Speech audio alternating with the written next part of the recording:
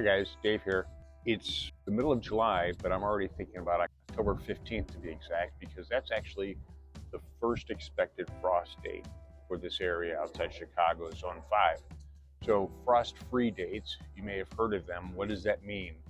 Well, it means the average last frost and the average first frost.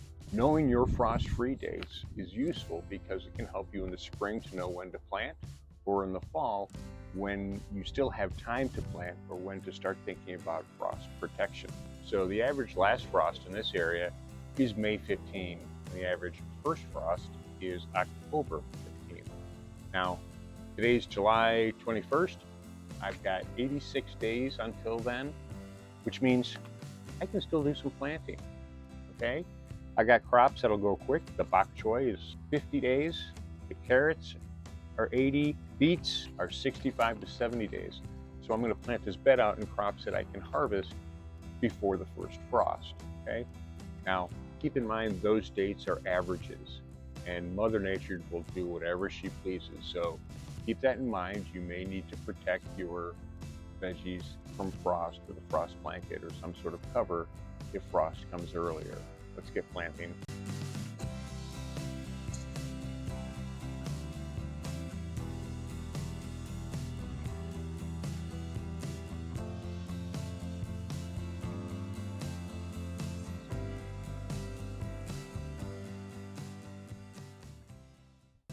Since the baby choy matures in just 50 days, I'm going to plant a little now, wait a week, and plant some more. So I'll get 2 different flushes of this crop.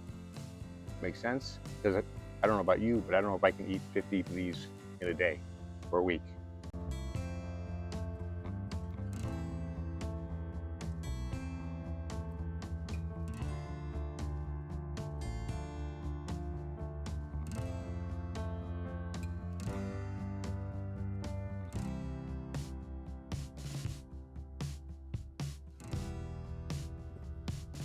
So that's really it. Just giving these a little moisture, and we'll keep the soil moist until they germinate. And that's frost-free dates. If you have any questions, leave it in the comments. If you liked it, like, subscribe, and I'll be back with more garden basics soon.